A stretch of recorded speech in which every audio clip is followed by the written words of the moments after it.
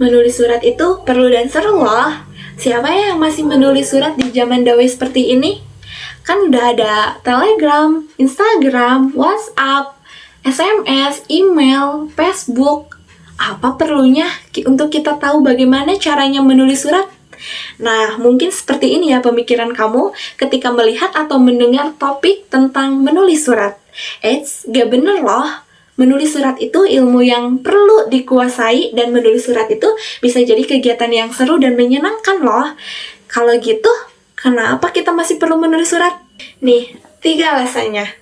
Yang pertama, lebih sopan, terutama untuk komunikasi dengan pihak yang posisinya dihormati, seperti kakek nenek, sponsor orang tua asuh, atau untuk nantinya kalau kamu sudah dewasa, perusahaan yang mau dilamar kerja, atau untuk surat kerja resmi. Yang kedua, lebih spesial. Nah, kalau kamu menerima ucapan selamat ulang tahun di WhatsApp itu kan udah biasa banget ya. Coba deh kirim ucapan selamat ulang tahun yang ditulis tangan dan didesain sendiri. Pasti langsung diingat dan disimpan jadi kenang-kenangan oleh sahabat spesialmu. Yang ketiga, bikin senang. Surat pribadi memang sudah jarang banget dikirim. Kalau menerima SMS aja udah bikin senang, coba bayangkan kita terima surat pribadi pasti mendapatkan kejutan yang menyenangkan sekali. Nah, kalau sudah terinspirasi untuk menulis surat, yuk kita pelajari lebih lanjut tentang menulis surat. Oke, standby, kamera ready, sound ready, 3, 2, 1, action. Assalamualaikum warahmatullahi wabarakatuh. Halo semuanya, bagaimana kabarnya hari ini? Semoga kalian selalu dalam keadaan sehat ya. Kita berjumpa lagi di video pembelajaran bersama Ibu Upi. Pasti masih semangat belajar ya anak-anak hebat. Ayo disiapkan dulu alat tulisnya dan kita berdoa terlebih dahulu sebelum pembelajaran. Hari ini kita akan belajar tentang surat menyurat. Nah, ada yang tahu definisi dari surat itu apa? Jadi, surat adalah bentuk komunikasi yang tertulis digunakan untuk menyampaikan pesan, informasi, atau permintaan dari satu pihak ke pihak lain. Surat biasanya dibuat dalam bentuk dokumen yang bisa dibaca dan disimpan sebagai bukti komunikasi. Fungsi surat itu terdapat 3. Yang pertama, menyampaikan informasi. Yang kedua, dapat menjalin hubungan. Dan yang ketiga, dokumen resmi. Nah, untuk ciri-ciri suratnya ada 4. Yang pertama, berisi informasi tertulis. Yang kedua, memiliki tujuan tertentu. Yang ketiga, memiliki struktur tertentu.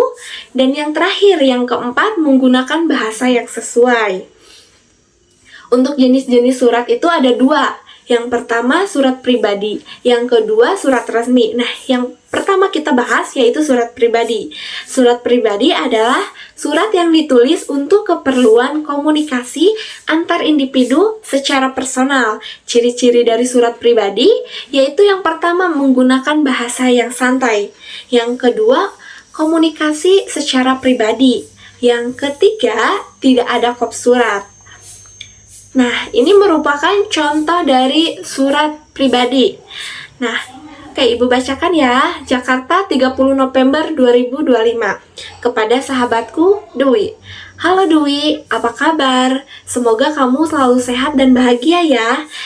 Sudah lama kita nggak ngobrol dan ketemu ya.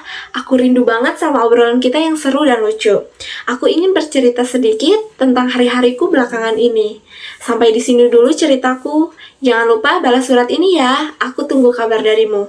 Nah, di mana di sini surat pribadi itu menggunakan bahasa yang santai, tidak menggunakan bahasa yang resmi atau tidak menggunakan bahasa yang baku, dan di sini juga tidak tertera atau tidak terdapat kop surat. Yang kedua yaitu surat resmi. Nah, surat resmi adalah surat yang digunakan untuk kepentingan resmi atau kegiatan formal, biasanya ditulis oleh instansi atau organisasi. Surat resmi biasanya digunakan untuk berkomunikasi dengan pihak lain dalam konteks pekerjaan, pemerintahan, atau organisasi. Nah, untuk surat resmi ini terdapat beberapa jenis. Yang pertama, undangan resmi. Yang kedua, perizinan. Yang ketiga, pemberitahuan. Dan yang keempat, permohonan.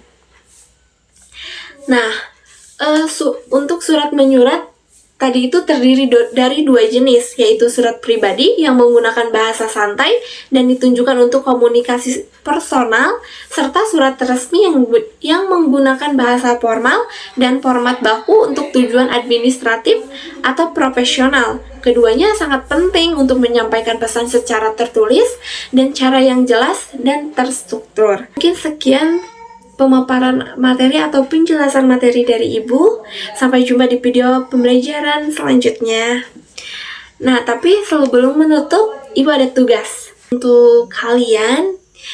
Ibu minta kalian buat surat pribadi singkat yang berisi kabar tentang kegiatan yang sedang kamu lakukan dan kirimkan surat tersebut kepada temanmu. Nanti kalau kalian sudah membuat surat pribadinya, bisa kalian kirim lewat website yang biasa kita gunakan, yang biasa kita akses, oke?